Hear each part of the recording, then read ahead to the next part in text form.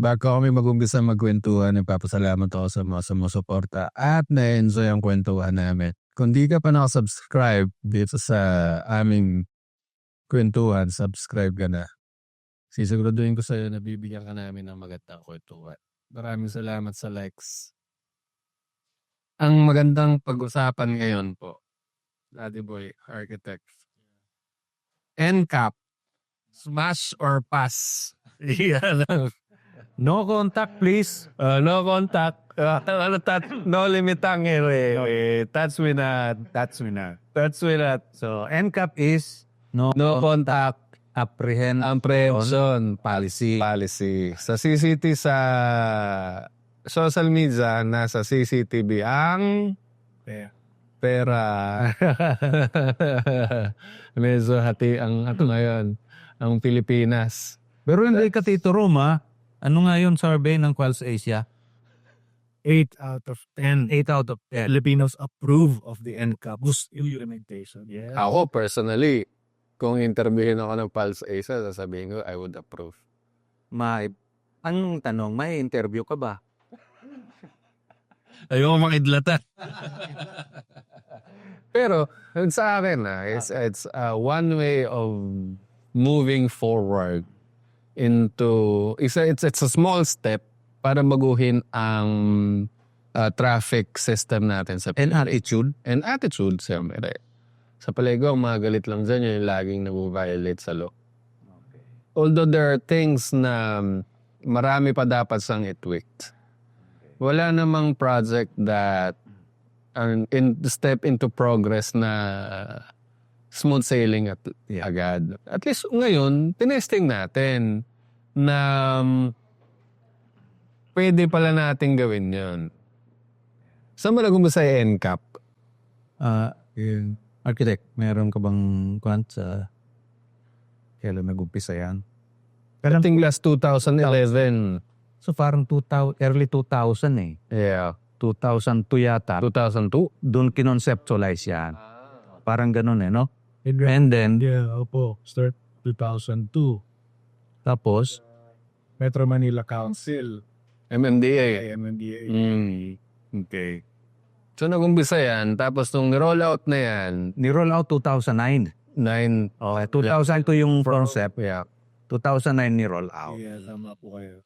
Habang nire-roll out yan, siyempre parang ngayon ulit, madaming nagagalit, daming, Ganun lang pag bagong batas. laging pag maging bagong mataas, umpisa lang masakit yan. Pero merong there's petitioner that nag-pass ng TRO sa Supreme Court, which na-aprobahan.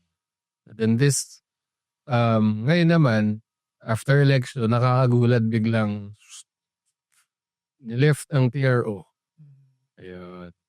Kaya lang, dahil I will not say experimental, pilot pa lang, they started it with the major roads pa lang. Saka selected cities. Selected cities. Kanya-kanya pati. Iba-ibang style. Kasi ang problema niya noon with NCAP, as what I've heard or narinig ko sa kwento, is that ang problema ng mga municipalities noon, yung mga registration is sa iba parang nahirapan silang ipadala. So the database that they have is very, I would not say very poor, but kulang-kulang. Pag nahuli. Pag nahuli, Sa camera. okay, laka, Violation. violation, ito si jeep, driver, ang nakalagay na address, EDSA. Walang complete address. Walang complete address eh. So hindi masisend. Hindi masisend, so matatambak. And then merong ibang instances naman, hindi nila pangalan yun. Ibang pangalan, ibang kotse yung nakarehistro. May plaka lumabas, ibang kotse lumabas. Mga ganong issues. So, it's more on database problem. Oh. At saka, medyo resistant ang mga Pilipino. Ngayong PRO, nung labas, ang ganda nga na nangyari sa Commonwealth naging motorcade. So, sobrang, Parang nakikita ko nga sa social media na parang ganda talagang nakalinya lahat eh. sa akin noong una, although medyo sacrificial pa eh. Kasi parang we are all adjusting. Parang kang pumasok sa bagong bahay, hindi mo alam kung ano yung mga rules. So, although ngayon, alam naman natin yung rules. Pero dahil nasanay na tayo na pag walang nakatingin, that's right, pwede nang labagin. Sa atin kasi may oras din ang panghuli. Parang paggabi na, free for all na eh. Pwede ka mag-beat ng red light kasi wala nang nagpahuli. With this NCAP, advantages are, una, may iwasan yung bribery. Yeah. Yung mga photo. At saka hindi lahat nakikita ng enforcer meron yung mali. Ang ano dyan, kapag may nahuli siyang isa, hindi niya na makikita habang kinakausap, habang inaaway pa siya ng driver. Bakit ako nahuli? Habang nagdedebate sila dyan, yung mga nagbabiolate na iba, hindi niya nakikita. So may mga nakakalusot. Although okay lang sila doon. Yun, ang isa sa mga. And also advantages that NCAP encourages us to abide with the law. Yan. Pero alam mo, Tito Rong, nung nilip ng Supreme Court ang TRO, hindi pa nare-resolve yung issue ng dalawang petitioner. Anong isa po yan? Yung una, yung transport group, ang unang mas petition, na sabi nila ay nilalabag ang due process. Nilalabag ang due process dahil sabi nila, hinuli sila, ay nakita sa camera. Tapos kung makita sa camera, meron na silang fine.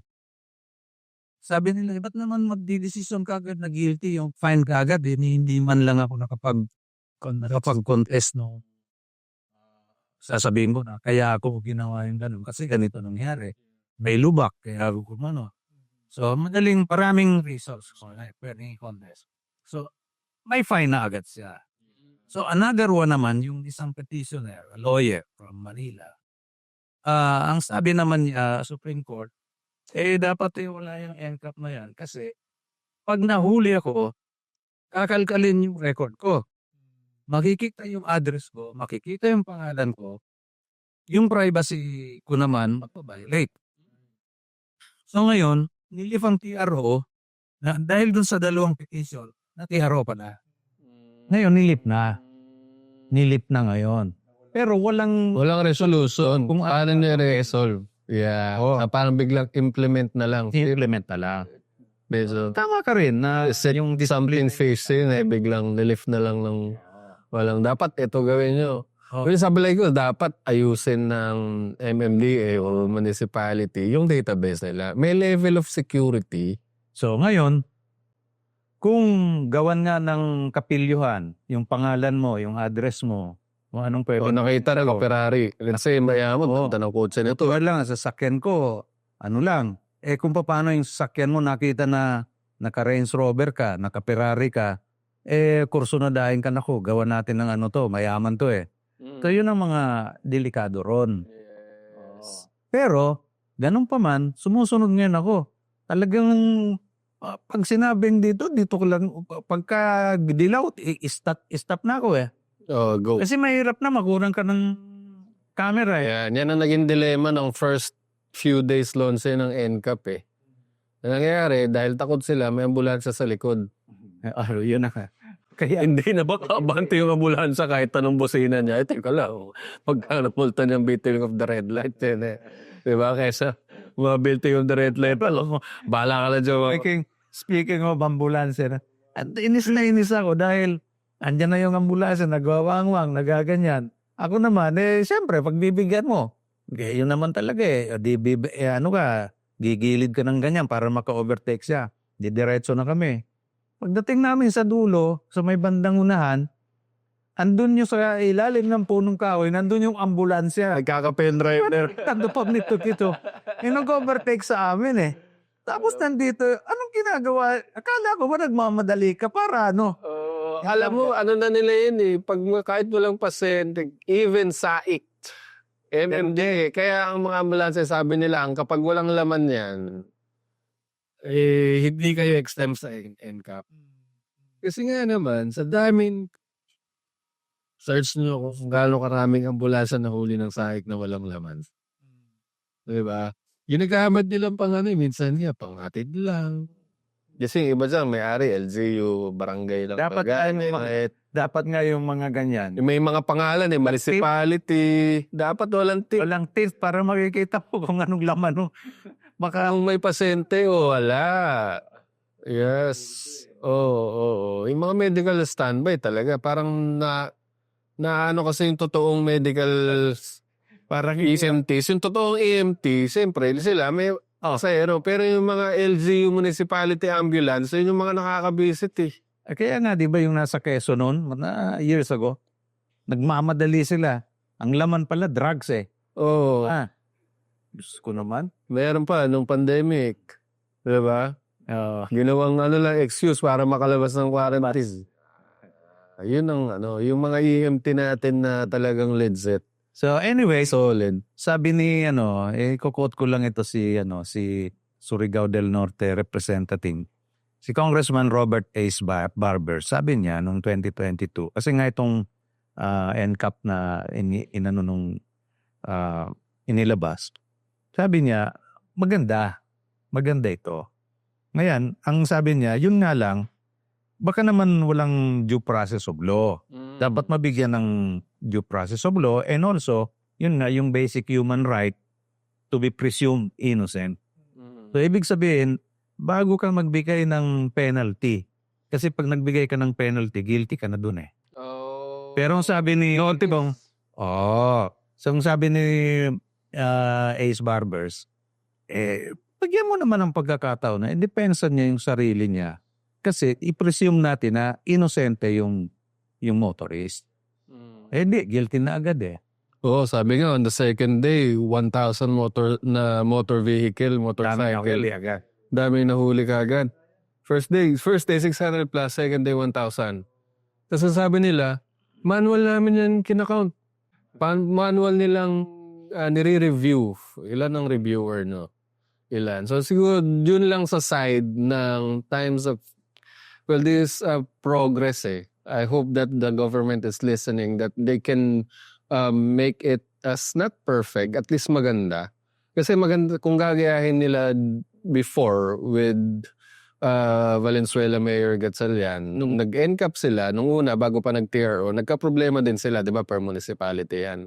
Ang nangyari sa Valenzuela, daming nahuli. Mga jeep. Mga yung makukulit ng mga jeep eh. Di ba? Ang dami na nahuli. Even private, motorcycle, motor, lahat sa nahuli. Nung pinatawag na sila sa munisipyo, pinadalang letter, 30,000, 60,000, 40,000. Ang laki. Penalty. Yung penalty, ulit-ulit ang ginagawa. Akala nila wala lang eh. Pagdating doon, Laki ng babayaran. ang laki ng babayaran nila. Alam mo, ang ganda lang ginawa ni Mayor doon eh. Ang ginawa niya, sige, i-lift namin tong penalty ngayon, pero you have to undergo training. Retraining kayo yung mga public utility vehicle o kayo yung mga tricycle o yung mga kotse na makukulit. Training kayo ulit. And then after nyo mag-training, update nyo yung record nyo. Mag-update nyo yun. Update nyo yung record nyo sa amin so that mapadalang kayo ng maayos na letter. Yun. After that, nag-agree ang mga Disiplinado na. drivers, naging disiplinado ang Valenzuela. Diba? So even though nung na-lift na sila, dahil nga na-establish nila yung ganong routine sa Valenzuela, even walang TROs, I think may nakausap ako taga Valenzuela, medyo gumanda naman daw ang nagpag-uugali ng mga public utility, mga drivers ng taga Valenzuela. Which is kaya nga maganda if we started implementing this, medyo nasasanay na tayo to kahit walang batas, kahit walang nanonood o walang enforcer, alam natin may nakatingin, sumunod na tayo. Ang ganda ng sinabi ni Colonel Bong Nebria that NCAP is ensuring you to go home alive. Sinisiguro ka niya makauwi ka ng buhay. Totoo nga naman eh. The most convenient way. Not the most convenient way, pero at least ginawa yung traffic rules and laws for us to go home safely. Ang dami nga ninja di ba? Tinatakpan yung plaka. Ay, bawal ngayon yun. Bawal i-tamper ang plate. Hindi naman nila tinamper ng plate na kunyari lang may aksidenteng nakahang Oo. Pero kanya-kanya technique. nasa dyaryo ngayon. Parang may multa na 6 months na may pera na multa. 5,000 suspended. Sinuspende nila. Oo. Tapos meron pang Sinangkulan po ata sila. May sinaykulan sila 6 months to 1 year. To 2 years. So mahirap yung Tampering plates. yung tokoberan mo yung mo para makaligtas ka lang sa camera. Meron pa isang, what can you say about this? May isang post sa social media. Sabi nila, pang third world country naman yan, di effective sa atin yan. Ay, pang first world country, ay ang kanyang ganyang klaseng batas. Pero third world country tayo, hindi effective yan. Tama ka, speaking of third world, kasi may nagreklamo noon na andyan yung crossing, yung intersection. Pag lapit niyang ganyan, nag-change lane siya. Tapos, inuli siya na sa camera, violation of swerving. So, okay. Ngayon, hindi alam yung camera na kaya pala nag-swerve. May lubak doon. May lubak. So, yun ang mga masisisi mo ba? Alangan naman sagasaan mo yung lubak. Kung malalim yun. Alam mo, pain na mga enforcer yan. Yun. Inaantay naman yung minista ay Swerving nga. Pero, siyempre po, magsiswerving ako. Kaya, dahil lubak yun lalim So, swerving ako. Nahuli sa camera, swerving. So, kumbaga, dahil walang human intervention, camera lang, swerving, penalty ka. Pero hindi niya alam yung dahilan. Speaking of tumbok ni Daddy Boy yung yung parang heart ng karamihan ng mga motorista. Kasi yung takot namin. Ako nagmumotor ako Yun yung takot namin. Paano kung yung situation na kinuwento nyo, paano namin didepensahan yun? Hassle sa amin yun. Diba? Yung time na makaka-receive ka, kailan may contest, diba yung the process itself. Ang maganda siguro, implement natin to NCAP. I'm not against NCAP. Implement natin to, pero sasabay ang infrastructure. Ayusin ang infrastructure. Hindi katulad nito. Ito, na-experience to ng mga kababayan natin sa Commonwealth na dumadaan, mga motorista.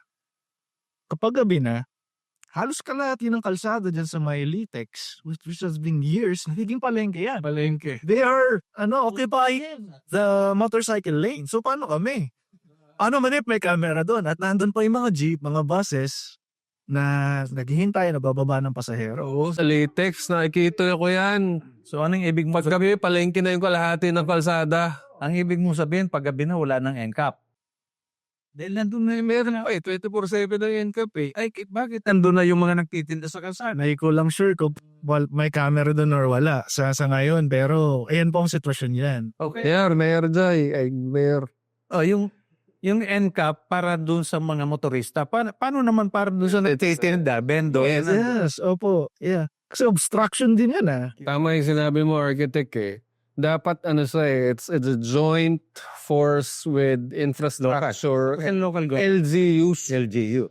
I-impose natin tong NCAP pero help us, clear the road. Yes, make or Meron pa nga doon na to, pagkakit mo ang galing ni Dores, Sundier, pagkakit mo ng tunnel, may motorcycle lane na ito. Kaya, pagpasok ng mga Don Enrique, kalahati na, lumipat yung motorcycle Parang ganyan na siya, Lumipat sa kalahati. Paano mo ulihin yun? Diba? lang malinaw na markings. Well, road markings, very poor. Yeah, ngayon nag-espalto pa. Plus, yung karamihan po ng motorcycle lane na nadadaanan ko, talagang baku-baku siya. It's unsafe. It's unsafe for... Pero, susisilin ka. Mag-change ka para, nabuli ka. Napakot naming mga motorcycle riders. So po. Pero, kung titingnan natin yung macro, like yung yung overall objective niya, maganda siya. Maganda.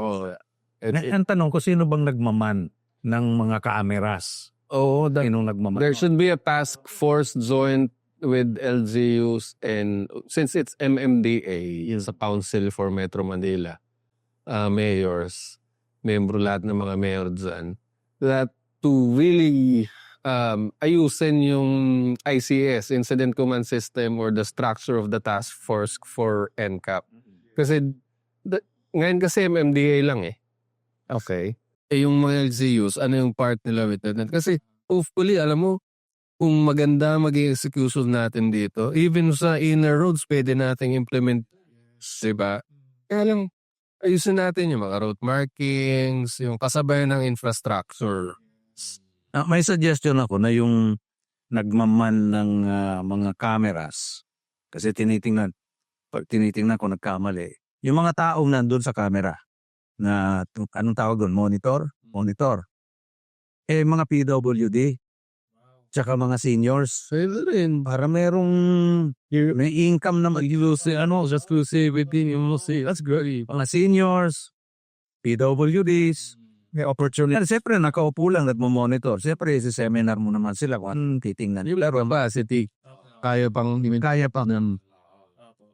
Ka naman makitulong naman sa Tsaka titingnan din nila sana dun sa mga nag-monitor ng CCTV, yung behavior, overall behavior na doon nagkamali, doon let's connect. Pero overall ng travel niya, sumusunod siya sa Asala yung sinasabi natin kanina na lumalapit sa intersection, nag-swerving. Hindi lang isa, ang dami nagsiswerving. Bakit pa meron daw na swerving? Huli ng huli.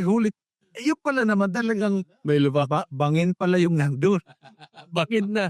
Hindi na lubak sa lalim ng lubak na gilid pala. Your man-made lane. Yun ang ibig sabihin na sama na rin ng common sense. No? Yes po, yes. Yung context habang nire-review nila. Pero, Yeah.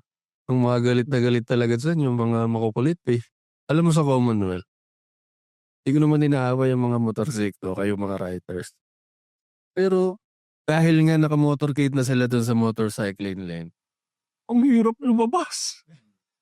Ang hirap din pumasok. I-exit ka. Hindi ka rin makalabas. Robbie, hirap na gano'n. Pag nakapasok ka na sa linya na, kahit alam nilang palabas ka lang ng linya nilang gano'n, grabe, babas ka. Bubusin na, sisigawan ka. Alam mo, may... Kasi ako yun. Kahit sa mga motor ganun din, pag may mga motor na lumalabas, ang hirap. Mahirap. Mas kawawa ang motor, daddy boy. Pag U-turn sila, ilang linya yung kakaliwaan nila para sa U-turn sa balik. Diba? Ngayon, testing mo ngayon, motorcycle rider, kagaroon, grabe, babasa ng mga four-wheel drives yan. Dahil lang, road share. Diba? Parang di naman kayo yung NCAP, ba't kayo galit? Oo, pero ganun ang sitwasyon namin ngayon sa Commonwealth eh. Pag motorcycle lalabas para mag-U-turn lang doon, hirap. Kami mga four-wheel drive, Ganun din pag rider. pag lalabas ka doon sa motorcycle o galing ka dito, pumasok ka, papasok ka ng motorcycle, ang hirap. Bubusinahan ka, sisigawan ka, ayaw kang palusutin. Yun. Ayusin natin yung manners natin kapag mag-yield. Alam niyo yung salitang yield? Yung Tagalog no, magbigay. Magbigayan tayo, hirap eh. May isa pa akong din sa inyo na nagmomotor, hindi ko alam kung hanggang ngayon yung pa rin ang ruling ng LTO sa overtaking. Ang overtaking is sa left side ng safe side. Pag mag-overtake ka, sisignal ka, dito ka sa left side, overtake ka. Okay. Ngayon, ang mga motor, motor, sa kanan, Diyos mio. Hirap. Yes. Hindi lang sa, alam mo, mas madaling maaksidente yung motor kaysa sa four-wheel. True. Mas madali. Kaya lang, yung four-wheel, madadamay pa sa ganung lasing maling attitude, no? Tapos magsiselfie motor kami, lagi yung kami inaaway eh. Para bagang mas malaki yung kanilang karapatan kaysa doon sa ibang tao, no? So, yun, hanggat mare, huwag kayong nag-overtake sa kanan. Yes. Kasi anong tawag doon? Basic naman. Blind spot. Oo. Tsaka deadly yun eh. Mas maganda dito, mag-overtake ka dito sa kaliwa. Parang if yung mga naman, yung mga motorist na four-wheel, hindi naman nalalagay sa alanganin. That's right. Mas dadamay mo, nagbibehave nga sila eh. Tama. Yun. Pero, not being biased, Wala bang preno ang motor? Isa pang attitude ng motor. May preno ba? Pero, Meron. Ano mas maganda effective, busina o motor? Ito siya yan.